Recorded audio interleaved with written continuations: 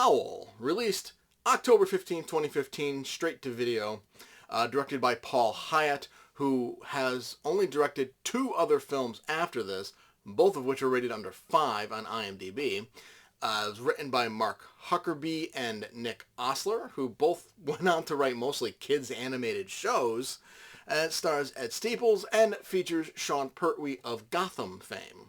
So Joe, played by Ed Speelers, he hasn't issued a penalty fare in 6 weeks, and his coworker says he's not man enough to do it. It's like, okay, random, but sure. And by the way, Joe was rejected for a supervisor position, which, bummer for him. And then Joe is just boringly checking tickets. Like, for a solid 10 minutes, it's just a lot of nothing.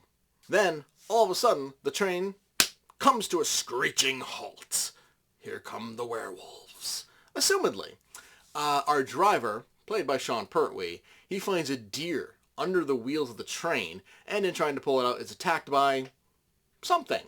We don't really see it. All we see is blood being splattered all over the window of the train. Adrian, played by Elliot Cohen, convinces Joe and his coworker Ellen, played by Holly Weston, to unlock the door so they can just walk to the next station. On their walk, though, Joe and Ellen find the driver ripped apart, and then the growls and howls begin. Getting back to the train, though, Jenny, played by Ania Marson, she gets her leg grabbed and is violently just jerked up and down, like like the sequence is actually a little humorous, to be honest with you, and especially because somehow her leg is not completely ripped off. Like, there's a big ass bite wound, but for like all the violence of the jerking, like her leg should have been ripped off. Jenny says it wasn't an animal. It was more like a man. But you didn't see anything. All you felt was the bite. Does this werewolf have, like, human teeth? And also, have you been bitten by a human before that you know what a human bite feels like? A fat guy, Paul, played by Calvin Dean, was taking a massive shit in the bathroom for so long that he had no idea what was happening. And he's more upset that he missed his stop than the fact that the train is stalled and that they're being attacked. It's like, dude, why is the fat guy, my people, always the comic relief and is just an idiot? Come on. But then, there's no phone signal. Oh, shocker. Adrian says no signal. What a surprise. At least he gets it. We soon find out that the train has no fuel because the fuel line was apparently damaged. And they take the time to show the fuel gauge literally at 0. Nina, played by Rosie Day, gets a call from her mommy. So, naturally, Adrian tries to take her phone from her because he's a dick. But then a werewolf just breaks through the window and pulls her out. There's lots of blood. Paul goes back to the shitter because, why not? And then, surprise, a werewolf breaks in through the roof, brutally murders him, and there's lots more blood.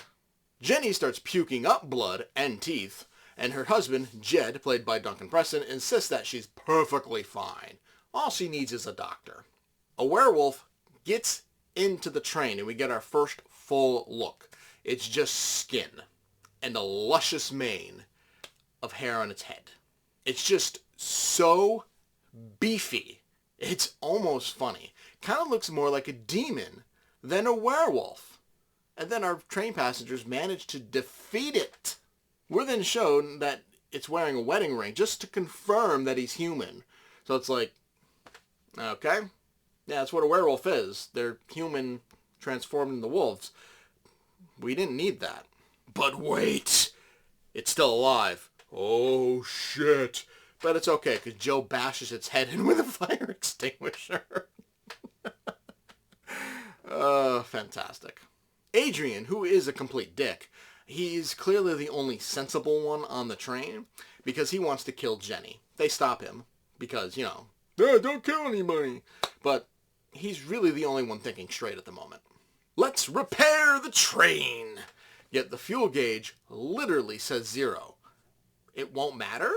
Logic goes completely out the window because Billy played by Sam Gittins, who just happens to be an engineering student.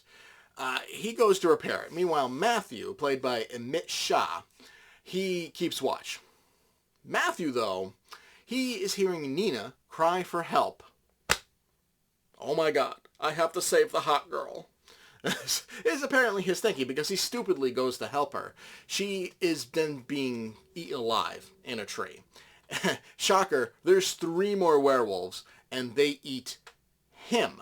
All of them also look more like demons than werewolves. Billy fixes the fuel line and then magically fuel just appears in the tank so the train can move. Jenny turns. Shocker. Meanwhile, one manages to open the door so Adrian kicks Kate, played by Shauna MacDonald, out of the train to save himself because, again, he's a dick. Jenny kills her husband with lots of blood, but of course she is killed. Adrian then escapes, leaving Joe and Ellen to die. Billy then appears completely out of nowhere with a Molotov cocktail to save him. He, assumedly, dies. Joe tells Ellen to run while he fights off the werewolves like a man in broad daylight. They bite him, he turns, he eventually kills Adrian to end the movie. That took a little bit to get going. I definitely was not a fan of seeing werewolves out in broad ass daylight. I'm all for changing up lore, but not for when it makes your story elements more convenient. It's just lazy. From a technical standpoint, the movie is overall pretty well made. The direction and cinematography is solid, the special effects are quite good, even if the werewolves do look more like demons than wolves. The writing leaves a lot to be desired, though, taking shortcuts in the story when it's convenient and making the characters so damn dumb. Like, it's just one bad decision after another for these people. The acting is all right at best. The best actor of the bunch, Sean Pertwee, is completely wasted in 2.5 minutes of screen time. Ultimately, it does not stand out at all from other werewolf movies. Howl gets a D+.